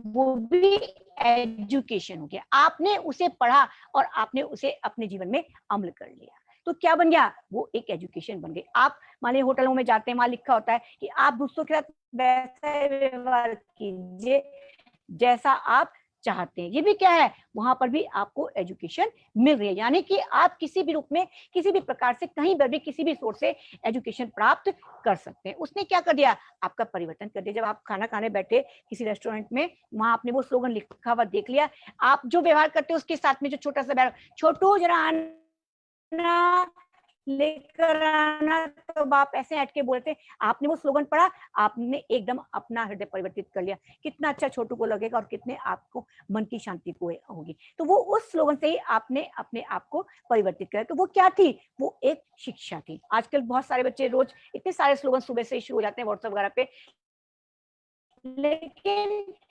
हम आवश्यकता कहाँ है? उनको अमल करने की। बहुत अच्छी बातें आती हैं, बहुत अच्छे स्लोगन आते हैं, लेकिन हम उनको अप्लाई नहीं करते अपने जीवन में। हर व्यक्ति जानता है कि क्या सही है, क्या बुरा है, लेकिन जब जरूरत पड़ती है तो उस पर वो अमल नहीं करता। सबको पता है कि सत्य बोलना चाहिए, झूठ बोलना पाप है, लेकिन जब आवश्यकता होती है उसके अनुसार वो परिवर्तित हो जाते हैं। तो एजुकेशन जो थी अनौपचारिक शिक्षा, वो कहीं पर भी आप प्राप्त कर लेते हैं। अब थर्ड है हमारा निरौपचारिक शिक्षा। निरौपचारिक शिक्षा क्या होती है? थोड़ी नियंत्रित होती है, ये थोड़ी सी आपकी अस्वतंत्र होती है। इसका मतलब क्या है? ये दूरवर्ती शिक्षा की ओर संकेत कर रहा है जाती है, वो निरौपचारिक शिक्षा के अंतर्गत आती है। इसमें क्या है, जैसे बहुत सारे बच्चे जॉब्स कर रहे हैं, जॉब्स करते हुए वो अपना जो है एकेडमिक प्रोफाइल को इंक्रीज करना चाहते हैं, तो डिस्टेंस के माध्यम से वो एजुकेशन ले रहे हैं। तो वो एजुकेशन क्या होगी, उसमें भी पाठ्यक्रम आएगा, उसमें भी आपके पास मटेरियल आएगा, उसके भी आप एग्जाम्स दोगे, तो उसमें थोड़ी सी आपको स्वतंत्रता मिल जाती है कि आपने वो क्लास नहीं करी। और उसमें आजकल तो इतनी सुविधा हो गई है क्योंकि ऑनलाइन क्लास चलने लगी और ऑनलाइन सिस्टम हो गया, तो आप अपने अकॉर्डिंग जो है एग्जाम्स की डेट भी लेने लगे। तो जब सुविधा बच्चे को होगी वो उसके अनुसार एग्जाम्स भी दे देता है। तो ये थी इसके एजुकेशन के रूप, औपचारिक, अनौपचारिक और निरौपचारिक, 3 प्रकार से आप एजुकेशन को प्राप्त करते हैं। तो एजुकेशन का मैंने आपको आपके सामने प्रस्तुत की गई है कि आवश्यकता भी बताई मैंने, उसका अर्थ भी बताया। और मैं कोशिश कर रही हूँ कि शायद आपको थोड़ी बहुत समझ भी आई होगी। अंत में एक बार फिर मैं इसको, शिक्षा की जो बात चल रही थी, अभी मेरा 3 टॉपिक है, इसमें उन पर आगे डिस्कस करूंगी। तो शिक्षा का अर्थ जो होगा उसकी परिभाषा को मैं पूर्ण सामाजिक एवं गत्यात्मक प्रक्रिया है जो व्यक्ति का सर्वांगीण विकास करती है, यानी all round development bye education. It is the true meaning of education. ये क्या है, शिक्षा का वास्तविक अर्थ है, जो हमारा सही रूप से, सही प्रकार से विकास कर दे, वो ही क्या है, सच्चे मायनों में सच्ची शिक्षा है। ये एक हमारा पर्व। अब इसमें टॉपिक में हमारा था दूसरा एक वर्ड आया था आधुनिक भारत और शिक्षा। अभी हमने शिक्षा पर बात करी, अब हम बात करेंगे आधुनिक भारत आया, तो उससे पहले हमें थोड़ा प्राचीन काल की तरफ भी जाना पड़ेगा। मैंने एजुकेशन में देखा प्राचीन काल से लेके आज तक की, मैं थोड़ा बहुत संक्षिप्त में ही चर्चा करूंगी इसकी, ज्यादा नहीं लेके जाऊंगी आपको। कि शिक्षा को पहले हम प्राचीन काल में देखते हैं, फिर मध्यकाल में देखेंगे, फिर आधुनिक काल में देखेंगे। तो प्राचीन काल में आपने पढ़ा हुआ होगा कि एजुकेशन कैसे दी जाती थी। आपको पता है कि प्राचीन काल में गुरुकुल में एजुकेशन दी जाती थी। छात्र कहाँ पर शिक्षा अध्ययन करते थे, अपने गुरु के पास जाकर वो एजुकेशन प्राप्त करते थे। उन्हीं के जो गुरु बने थे उसमें रहते थे, उनके जो द्वारा बने हुए आश्रम, गुरु की सेवा करते थे और दिन भर में भिक्षा भी उसी भिक्षा के माध्यम से वो पालन पोषण करते थे। लेकिन गुरु भी उस समय अपने शिष्य का इतना ध्यान रखते थे, उसके माध्यम से वो पूरा जो वो अर्न करके लाए हैं उसकी का ध्यान रखते हुए बालक को ज्ञान देने के साथ साथ उनके साथ पुत्रवत व्यवहार करते थे कि उन्हें भी किसी चीज की कोई कमी ना हो जाए। गुरु के चरण भी दबाना रात को शिष्य का कार्य था, तो लेकिन गुरु भी उसके एवज में बच्चे का ध्यान रखते थे। तो उस समय कैसी प्रणाली थी, उस समय गुरुकुल में रहने की व्यवस्था थी, बच्चे वहीं पर रह के एजुकेशन प्राप्त करेंगे। दूसरी वहां पे जो पैटर्न था, मौखिक परीक्षाएं होती थी। कोई जैसे आज के टाइम में आपकी, तो आज तो ऑनलाइन एग्जाम भी होने लगे, और आपने हमारे टाइम में तो कह रहे क्लास में एग्जाम होते थे, तो कितना धीरे धीरे से विकास हमारा हो रहा है। तो मौखिक परीक्षाएं वहां पे आयोजित की जाती थी। और उसके अलावा रटन पद्धति थी, जो प्राचीन काल की शिक्षा थी वो रटने के आधार पर थी। आप किताब लेके बच्चे पढ़े और ऐसे ऐसे ऐसे सब क्या करते थे, रटते रहते थे। उसके अलावा गुरु शिष्य संबंध बहुत अच्छे थे, आज के समय के नहीं। आज मैं देख रही, आप बुरा मत मानना, बहुत ज्यादा परिवर्तित हो गए हैं। मैंने खुद अपने जीवन में देखती हूँ कि मतलब से बात करी वैसे नहीं करे, लेकिन उस समय के जो संबंध देखे प्राचीन काल में, वो निश्चित रूप से ऐसे संबंध होते थे जो भुलाए नहीं भूल सकते थे। आज तो छात्र भी ऐसे हो गए हैं, अध्यापक भी थोड़ा सा ऐसे हो गए हैं, तो बहुत सारा परिवर्तन आ गया है। तो गुरु शिष्य संबंध जो है प्रगाढ़ वहां पे दिखाई देते थे। एजुकेशन कैसी थी, चरित्र निर्माण से संबंधित एजुकेशन, आध्यात्मिक एजुकेशन थी, वहां पे पवित्रता से युक्त एजुकेशन थी। पवित्रता से संबंध मेरा कैसे, कि जैसे मतलब ये नहीं आपने नहा धो लिया और अच्छे बच्चे पहन लिए, आपके विचारों में पवित्रता होनी चाहिए। हमारा देखने का नजरिया कैसा होना चाहिए, वो पवित्र होना चाहिए। उस संदर्भ में मैं बात कर रही हूँ। तो चरित्र निर्माण और आध्यात्मिक और पवित्रता से युक्त वहां पर शिक्षा दी जाती थी। उनका भी कार्य था कि बालक को अच्छे सामाजिक गुणों से युक्त किया जा सके, ऐसी शिक्षा बालक को वहां पे दी जाए। इसके अलावा सबसे इंपॉर्टेंट वहां पे जो एजुकेशन दी जाती थी, जो गुण थे, जो विकास किया जाता था, वो चित्त वृत्तियों का निरोध। जब हम आश्रम में रहते हैं तो बहुत सारी चीजों पे क्या होता है, कंट्रोल करना वहां पे सिखाया जाता था। किस तरीके से आप अपने अंदर उत्पन्न होने वाली जो गलत चीजें हैं उन पर किस प्रकार से आप भी, तो ये सबसे इम्पोर्टेंट वहां पॉइंट्स था कि चित्त वृत्तियों का निरोध किस प्रकार से बालक करेगा। नेक्स्ट हम पर ईश्वरीय उपासना। ईश्वर हम किसके बनाए हुए हैं, ये कलाकृति विभिन्न रूपों में हमारे सामने उपस्थित हैं। आप सब लोग, एक व्यक्ति जो है एक ही है, दूसरा उस जैसा ईश्वर ने पैदा नहीं किया। उस ईश्वर को हम धन्यवाद देते हैं जिसने आज हमें यहाँ पर उपस्थित भी किया हुआ और हमें सांसें दी हुई हैं, जो हम जिस वजह से बोल पा रहे हैं, और उसका ध्यान करना वो बहुत जरूरी है। यदि हमें कुछ भी हासिल करना है तो उसको ध्यान में रखना है, क्योंकि हम उसकी धरोहर हैं। उसने हमें संसार में यहाँ पर कार्य करने के लिए भेजा है, कार्य पूर्ण करके फिर हमें उसी के पास जाना है, तो उसका हमें ध्यान रखना है। तो ईश्वरीय उपासना पर प्राचीन काल की एजुकेशन में बहुत बल दिया जाता था, और वेद पुराण शास्त्र, पूजा पाठ, कर्मकांड, ये सारे कार्य वहां पर बच्चों को सिखाए जाते थे। जिस कैटेगरी का बालक होता था उस कैटेगरी के अनुसार उसको शिक्षा भी दी जाती थी। ब्राह्मण है तो वेद पढ़ेगा, क्षत्रिय है तो लड़ाई युद्ध सैनिक शिक्षा लेगा, वैश्य है तो वो व्यापार समय एजुकेशन लेगा, और जो शुद्ध है वो तो सबकी सेवा के लिए ही बने हुए थे, ऐसा उनका वो था। तो ये जो शिक्षा प्राचीन काल की चली आ रही, इससे मैंने आपको थोड़ा सा परिचित कराया। अब इसके बाद हम बात करेंगे मध्यकालीन शिक्षा की। मध्यकालीन शिक्षा में कौन आएंगे, मुगल कालीन शिक्षा, जो मोहम्मदन्स के द्वारा चलाई जाती। इनका क्या उद्देश्य था, इनका उद्देश्य केवल क्या था, अपने इस्लाम धर्म का अधिक प्रचार करना। इनके यहाँ भी मौखिक परीक्षाएं थी और रटन पद्धति ही ये चलाते थे, और कला व सौंदर्य पर इन्होंने बहुत फोकस किया था। जो आज भी आप देखते होंगे मुगल काल की जो बहुत सारी कलाकृतियां, जैसे आज आप देख रहे हैं आगरा का ताजमहल वगैरह, ये सब जो बहुत सारी जो कलाकृतियां ये मोहम्मद के द्वारा बनाई गई थी, बहुत सुंदर कलाकृतियां आज भी हम देखने के लिए मिलते हैं। तो इसको उन्होंने बहुत अधिक मात्रा पर इस पे कार्य किया था। इसके बाद हम तीसरा लेते हैं ब्रिटिश काल, जो अंग्रेजों का शासन काल था। उसके टाइम में एजुकेशन हमारी कैसी चल रही थी। जैसा कि नाम से परिचित हो रहा, अंग्रेज थे तो किस पे फोकस कर रहे होंगे, अंग्रेजी शिक्षा पर ही वो फोकस कर रहे होंगे। उनका उद्देश्य था कि भारतीयों को अंग्रेजी शिक्षा प्रदान की जाए और अंग्रेजी माध्यम से उनको एजुकेशन दी जाए। उनकी नीतियां थी, जैसे लॉर्ड कर्जन की नीति, मैकॉले की नीति, हंटर, सैडलर, इनकी जो रिपोर्ट थी, इनके रिपोर्ट्स के आधार पर ये क्या करते थे, भारतीय विद्यालयों में एजुकेशन प्रोवाइड करते थे। इनका उद्देश्य था कि किसी न किसी प्रकार से हम पूरे भारत में अपनी अंग्रेजी भाषा का प्रचार कर दें और अंग्रेजी माध्यम से बच्चे एजुकेशन लें, जिससे कि हम इन पे और अधिक प्रकार से अपना कब्जा जमा सकें। लेकिन इसी ब्रिटिश काल ही चलता रहा। हमारा देश तो 1947 में आजाद हुआ। इसी बीच में हमारे महात्मा गांधी जी ने भी एक 1937 में बेसिक एजुकेशन को डेवलप कर दिया था।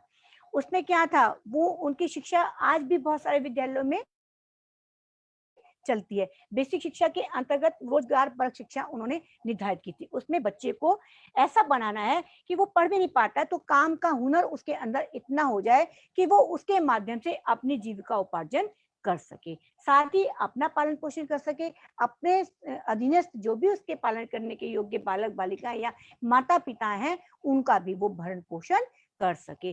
तो उन्होंने क्या किया था, रोजगार परक शिक्षा बना दी। उसमें चाहे उन्होंने पेपर वर्क दिया, मिट्टी का काम दिया, मछली पालन दिया, या दीपक बनाने के लिए दिए, या अन्य बहुत सारे कार्य, छोटे छोटे कार्य जो भी मतलब लकड़ी का कार्य है या इस तरह के कार्य उन्होंने वहां पे दिए।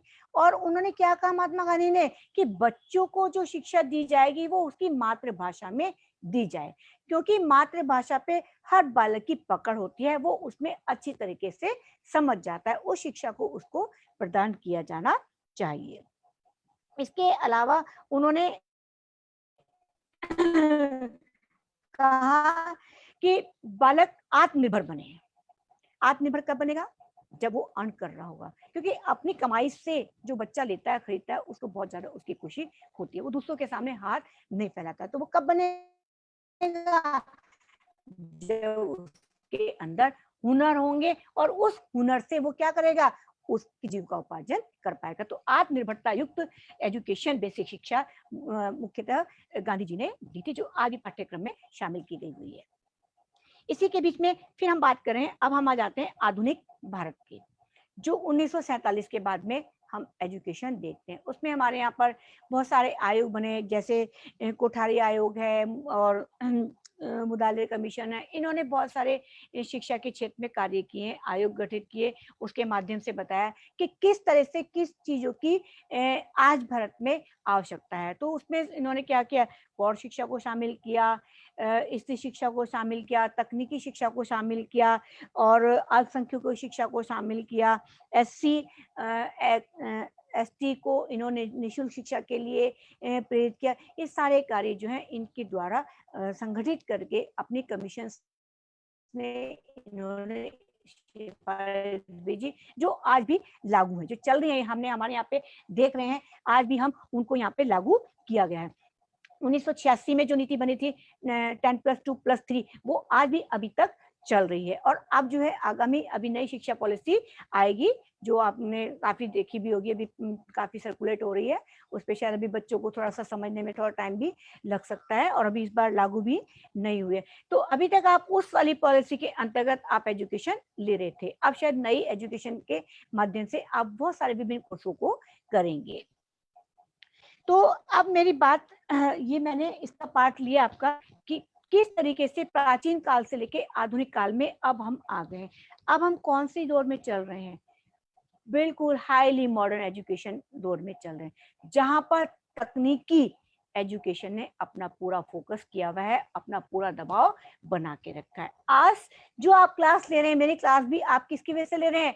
टेक्नोलॉजी के कारण आप ये क्लास ले पा रहे हैं। तो इस विकसित होने की वजह से आज व्यक्ति को, आज बालक को अपने अंदर बहुत सारे चेंजेस लाने पड़ेंगे, बहुत सारी कलाएं सीखनी पड़ेंगी, बहुत सारे प्रोफेशनल कोर्स करने पड़ेंगे, जिनके माध्यम से वो अपने आप को और आगे ले जा चुके। क्योंकि जो शिक्षित होने का रेशो है वो बहुत अधिक बढ़ गया है, कंपटीशन आज बहुत ज्यादा बढ़ गया है। उस कंपटीशन की लड़ाई में हमें यदि विन करना है, हमें अपने आप को जिताना है, तो टेक्नोलॉजी बहुत जरूरी हो गई है। तो व्यवसाय एजुकेशन हम लेंगे, टेक्नोलॉजी से युक्त हम एजुकेशन लेंगे, तो तभी हम सर्वाइव कर पाएंगे। यदि हमें नहीं आ रही होगी टेक्नोलॉजी, तो मैं भी पिछड़ी हुई माने जाऊंगी, हमें अपना ही नुकसान होगा। हमें अपने आप को डेवलप करने के लिए ऐसे पाठ्यक्रमों का चयन करना होगा जहां पर तकनीकी से युक्त एजुकेशन दी जाए। अब मैं थोड़ा सा आपको मोटिवेट भी करना चाहूंगी यहाँ पे, क्योंकि जो जैसा काल चल रहा है इसमें बहुत सारे बच्चे निरुत्साहित हो रहे हैं उनके अंदर कि क्या करें, कौन सा कोर्स करें, कैसा टाइम आ गया है। आप बिल्कुल भी परेशान ना हो। विपत्ति आती है तो विपत्ति चली भी जल्दी ही जाती है। हर चीज का इस दुनिया में समाधान है। यदि उतार चढ़ाव ही नहीं होंगी जिंदगी में, तो जिंदगी का जीने का मकसद ही क्या होगा? विभिन्न प्रकार की सफलताएं, असफलताएं, परेशानी, दुर्घटनाएं, सुख दुख, लाभ हानि हमारे जीवन के ये पार्ट्स हैं। तो हमें क्या करना है? इनसे लड़ना है, इनसे हमें जीतना है। तो हम कैसे जीत पाएंगे? अपने उद्देश्य को निर्धारित करेंगे। तो सबसे पहले तो आप क्या करें? अपना उद्देश्य निर्धारित कर लें कि मुझे अब क्या करना है। आपने जो भी एजुकेशन ले ली होगी, जहां तक भी ले ली होगी, उसके आगे अपना गोल निर्धारित करिए कि मान लीजिएगा मैंने बीए किया है तो मुझे टीचर बनना है, तो मैं बीएड करूं, या मैंने बीए किया है तो मैं आईएएस पीसीएस करूं, तो मैं उसकी कोचिंग करूं या उसकी तैयारी करूं। ये आप स्वयं निर्धारित करेंगे, और इसको निर्धारित करने के लिए अपने अंदर इच्छा शक्ति भी आपको उत्पन्न करनी पड़ेगी कि किस तरीके से आप जो हैं अपने आप को विकसित कर पाएंगे। मैं आज देख रही हूँ बच्चों को क्या हो रहा है। अभी मैंने कल ही अपने कॉलेज में देखा है, बच्चे ने 12th कॉमर्स से किया है, फिर उसने बीए कर लिया, फिर उसके बाद एमबीए कर लिया। बीए में उसका एडमिशन नहीं हो पा रहा था क्योंकि बीए में मार्क्स कम थे, फिर एमबीए किया तो एमबीए के बेस पे उसने बीएड लिया। अरे बच्चों, एक लाइन तो पकड़ के रखो ना, आप बीएड हम तो करा देंगे, लेकिन क्या वो सफल हो पाएगी? नहीं हो पाएगी। ना वो एमबीए के उस पर रह पाई, ना वो बीएड के उस पर रह पाई। तो ऐसा फील्ड मत चूज करो। आप जो कर रहे हो उस फील्ड को ही आप अच्छी तरीके से करो, क्योंकि यदि आज आपको जीतना है तो आपको अपने अंदर कौशल को डेवलप करना पड़ेगा। जितने अच्छे कौशल आपके अंदर होंगे, जितनी आपको नॉलेज होगी, आप उतना ही अधिक जीत पाओगे। किताबी ज्ञान तो सब प्राप्त कर लेते हैं, लेकिन आज के दौर में आपके पास टेक्निकल एजुकेशन, स्किल एजुकेशन होनी बहुत जरूरी है। बिना उसके आप जो है फाइट में आगे नहीं जा पाओगे। दूसरा, मैं थोड़ा सा और मोटिवेट करने के लिए आपको करूंगी कि जो आप करना चाह रहे हैं उसे बहुत अच्छे तरीके से करो। वो कैसे हो पाएगा? उसमें आपको कहीं परेशानी आ रही होगी तो आप अपने बड़ों से, अपने अध्यापकों से, अपने समूह से सहायता लीजिए। उनको अपने उद्देश्य बताइए कि मैं ये करना चाहता हूँ। वो आपकी निश्चित रूप से आपकी सहायता करेंगे, क्योंकि जब तक आप शेयर नहीं करेंगे तो किसी को नहीं पता आपके मन में क्या चल रहा है, आप क्या करना चाहते हैं। मिलजुल के क्या होता है, बहुत सारे कार्यों को संपादित किया सकता है। हो सकता है आपने किसी से शेयर किया, आपको उसने रास्ता दिखा दिया, क्योंकि कोई बहुत सारी चीज, मैं तो बहुत सारी चीजों को ऐसे भी मानती हूँ कि कोई भाग्य में चीज होती है तो रास्ते भी बनते हुए चले जाते हैं। तो रास्ते कौन बताएगा? रास्ते अपने आप तो नहीं आते, किसी के साथ शेयर करने के साथ में या कहीं से पढ़ने लिखने के माध्यम से किसी तरीके से हमें प्राप्त होते हैं। तो एजुकेशन के माध्यम से आप जो है उसको अचीव करते हैं। तो दूसरी बात, अपने अंदर आत्मविश्वास भी पैदा करिए। ये नहीं कि मैं नहीं कर पाऊंगा, ये नहीं, कोई ऐसा उद्देश्य नहीं है जो आप प्राप्त नहीं कर सकते। यदि आप अपने मन में ठान लेंगे तो निश्चित रूप से आप उसको प्राप्त कर लेंगे। कभी भी निराश मत होइए। ठीक है, जैसे अब बहुत सारे बच्चे, कोरोना का टाइम चला तो किसी की जॉब चली गई या किसी की पढ़ाई छूट गई, किसी को फेल होने का डर है, किसी को प्रमोट होने का डर है, कोई बच्चा चाहता है कि मेरे एग्जाम ही होने चाहिए। सारी ऐसी ऐसी दिमागी परेशानी लेके परेशान हो रहे हैं। अरे इनका सबका समाधान निकलेगा ना, थोड़ा सा टाइम लग रहा है क्योंकि माहौल इस तरह से चल रहा है। उस माहौल को कंट्रोल करने के लिए सबसे पहले तो हमारा जीवन है, हमारा जीवन बचाने के लिए जो कार्यक्रम आयोजित किए जा रहे हैं उनको, यदि हमारा जीवन होगा तभी तो हम कुछ कर पाएंगे। जीवन ही रहेगा तो क्या पॉलिसी निर्धारित कर लोगे, क्या आप कर पाओगे? तो जो परेशानी आई है उन परेशानियों का निराकरण तो होगा।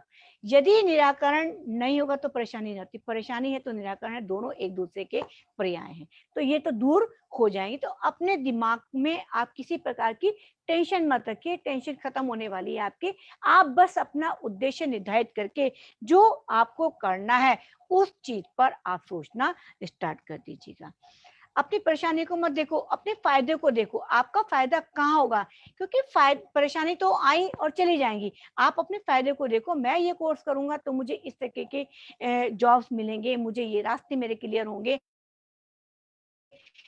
तो उस तरीके से आप अपने उद्देश्य को जो है निर्धारित करके आगे बढ़ने का कार्य कीजिए। जो आप निर्धारित करते हैं, जो आप सोचते हैं, उसे रोज सोचिए भी कि मुझे ये बनना है, मुझे ये करना है। रोज उसको शेयर कीजिए, अपने मन में शेयर कीजिए, अपने भगवान जी के सामने शेयर कीजिए, अपने कैलेंडर पे शेयर कीजिए, अपने मन में शेयर कीजिए, रात को सोते समय। उससे क्या होगा, आप जो है उसको प्राप्त कर पाएंगे अपने उद्देश्य। यदि आप इन सब चीजों को निश्चित रूप से अपने कार्यों में सफलता प्राप्त करते हुए सफलतारूपी आशयों पर चढ़ जाएंगे। एजुकेशन को मैंने आज उससे जोड़ा। अब मैं थोड़ा सा आपको नई एजुकेशन पॉलिसी भी बता दूं।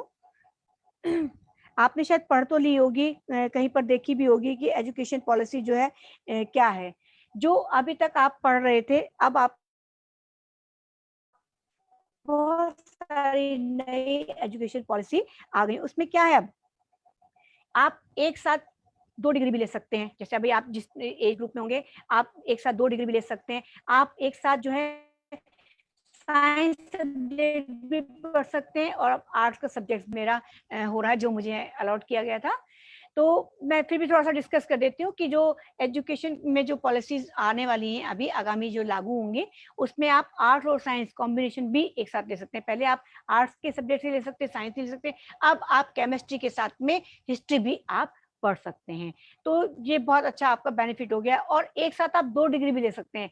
आप भाई बीए कर रहे हैं, उधर आप जो है आप डिप्लोमा भी कर सकते हैं, आप उधर कोई और दूसरा कोर्स भी कर सकते हैं। ऐसे बहुत सारे चेंजेस आए एजुकेशन पॉलिसी में जो कि आपको मिलेंगे। आप 1 ईयर का कोर्स कर रहे हैं तो या आपको सर्टिफिकेट मिलेगा, 2 ईयर्स का कोर्स कर रहे हैं तो आपको डिप्लोमा मिलेगा, 3 ईयर्स का कर रहे हैं तो आपको डिग्री मिलेगी। इस तरह के बहुत सारे चेंजेस इसमें आपको देखने के लिए मिलेंगे। और आप जो भी कार्य करें, मेरा तो कहने का मतलब यही है कि टेक्निकल एजुकेशन ज़रूर लें। उसके माध्यम से आप अपने जीविकोपार्जन का साधन उपलब्ध होते हुए अपने जीवन को एक बेहतर जिंदगी जी सकेंगे, जो आज का वर्तमान परिस्थिति है, उस परिस्थिति में ये अति आवश्यक है।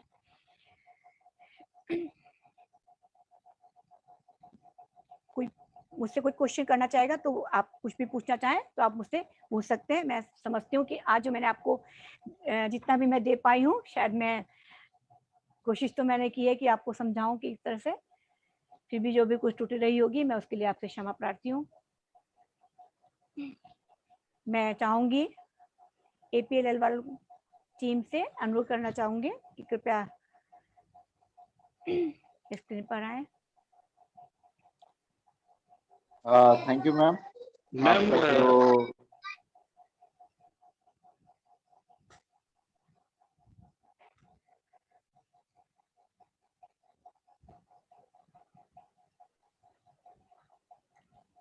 थैंक यू मैम, आपका जो सेशन था, जैसा कि आपने अपने कीमती समय में से ये 1 घंटा हमारे भारत के सभी विद्यार्थियों के लिए दिया, और जो आपने बहुत ही मतलब हम कहना चाहेंगे कि जिस तरह से बहुत ही बेसिक चीज़ों को बहुत ही आसानी से, बहुत ही सरलता से आपने बताया, तो एक तरह से जो एजुकेशन का सार है, एजुकेशन की जो महत्व है, एजुकेशन की जो आवश्यकता है, उन सारी चीज़ों को जानने का मौका हमारे सभी विद्यार्थियों को और हमारे परिवार के सभी सदस्यों को यहाँ पर मिला। निश्चित रूप से ही आपका हर एक शब्द, आपकी हर एक बातचीत से सिर्फ एक ही चीज़ सीखने को मिली मैम, कि आदमी जितना ज़्यादा किसी भी शिक्षा के क्षेत्र में बढ़ता चला जाता है, तो उसका ज्ञान, उसका बातचीत करने का तरीका और उसका हर चीज़ को देखने का जो नज़रिया है, तो जिस तरह से आपने एजुकेशन को अनुभव किया, तो हमें लगा कि आपने 1 घंटे के अंदर में उस सारा जो सार था अनुभव का, यानी कि आपने जो 25 साल की एक तपस्या की है शिक्षा के क्षेत्र में, तो तपस्या का थोड़ा-सा फल हमें और हमारे सारे विद्यार्थियों को आज लेने का मौका मिला। हम पूरे परिवार की ओर से आपका कोटि-कोटि धन्यवाद करते हैं और उम्मीद करते हैं कि आज आपको भी हमारे साथ जुड़कर और इस प्लेटफ़ॉर्म के माध्यम से जो आपने ज्ञान प्रदान किया, तो निश्चित ही बहुत सारे बच्चों के जीवन में बहुत सारे सकारात्मक परिवर्तन देखने का मौका आपको ज़रूर मिलेगा। और सभी विद्यार्थियों से हम लोग अनुरोध करेंगे कि जो कुछ भी आज मैम ने 1 घंटे के अंदर हमें शिक्षा के अलग-अलग बिंदुओं के ऊपर बातचीत की, उनकी आवश्यकता, शिक्षा का महत्व, आधुनिक शिक्षा और आने वाली शिक्षा पद्धति में जो परिवर्तन है, जो छोटे-छोटे बिंदुओं से हमें आज जोड़ा है, तो कहीं न कहीं हमें लगता है कि ये सारे बिंदुओं के ऊपर जो मैम ने एक बहुत महत्वपूर्ण बात की थी, कि बहुत जगह पर हमें बहुत सारी चीज़ें मिलती तो हैं, लेकिन जब तक हम उन बिंदुओं पर काम नहीं करते, तब तक वो शिक्षा एक कीमती शिक्षा में, एक महत्वपूर्ण शिक्षा में या शिक्षा के रूप में सही फलदायी नहीं बनती। जिस तरह से मैम ने बताया कि कई जगह पे लिखा रहता है, यहाँ पर थूकना मना है। हम उसको पढ़ भी लेते हैं लेकिन उसके ऊपर अमल नहीं करते। यहाँ पर कूड़ा फैलाना मना है, हम उस बात को सुन लेते हैं लेकिन उसके ऊपर अमल नहीं लाते। तो ऐसी बहुत सारी जानकारी जो आज मैम के माध्यम से, उनकी कीमती अनुभव में से जो कुछ अनुभव आज उन्होंने दिए हैं, हर एक अनुभव निश्चित रूप से सकारात्मक दृष्टिकोण पैदा करता है और हम असंख्य धन्यवाद देना चाहेंगे मैम आपको एक बार पुनः, और सभी विद्यार्थी इससे लाभान्वित होंगे, ये हमारी उम्मीद है। अगर इसको वो अमल में लाएंगे, जैसा कि आपकी पूरी इस बातचीत के दौरान आपने बनाया, हमारे विद्यार्थियों के चैट बॉक्स में आपको धन्यवाद के मैसेज आ रहे हैं। कुलदीप जी का मैसेज यहाँ पर आ रहा है सभी बच्चे अपना धन्यवाद आपको दे रहे हैं मैम, और जितना भी धन्यवाद आपको दिया जाए इन 1 घंटे के लिए उतना ही कम होगा। और उम्मीद करते हैं भविष्य में जब भी आपके पास समय हो तो भारत के बच्चों को लाभान्वित करने के लिए, उनके ज्ञान को एक और नया आयाम देने के लिए आप हमसे जरूर जुड़ेंगे। और उम्मीद करते हैं आज यहाँ पर आकर आपको भी बहुत ढेर सारी खुशी का आभास हुआ होगा, और हमें निश्चित रूप से बहुत कुछ सीखने को मिला है। तो हम पूरे परिवार की ओर से पुनः आपका धन्यवाद करते हैं मैम, और उम्मीद करते हैं आप जीवन में और ज्यादा नए शिखर को छुएं, नए नए शिक्षा के क्षेत्र में आयाम स्थापित करें, नए नए माइलस्टोन को अचीव करें, और इसी तरह से आने वाले समय में भारतवर्ष के युवाओं को प्रेरित करते रहे। आपका कोटि कोटि धन्यवाद मैम, परिवार की, संपूर्ण धन्यवाद परिवार सर। धन्यवाद सर, मुझे भी बहुत अच्छा लगा आपके प्रोग्राम से जुड़ के। और मैं आपके जो बच्चे हैं उनको भी आशीर्वाद देना चाहूंगी कि वो भी सफलता की शिखर पर चढ़े। जो भी कोई परेशानी हो, कभी भी किसी भी समय मुझसे भी पूछ सकते हैं। तो मुझे ये मंच प्रदान किया है, मैं अपने आप को धन्यवाद देने के साथ साथ बच्चों के शुभाशीष के लिए भी प्रार्थना करूंगी। और साथ ही सर मैं गणतंत्र दिवस की आगामी शुभकामनाएं भी आपको प्रेषित करती हूँ। जय हिंद, जय भारत। Thank you ma'am. जय हिंद, जय भारत। और मैं टेक्निकल टीम से अनुरोध करूंगा कि हमारे आज के सेशन को यहीं पे विराम दे, और 15 अगस्त को सभी विद्यार्थियों से बोलूंगा कि हमारे देश के एक कर्नल साहब, जितना भी उनके बारे में हम बात करें बहुत कम होगा, वो 15 अगस्त को हमारे साथ जुड़ेंगे।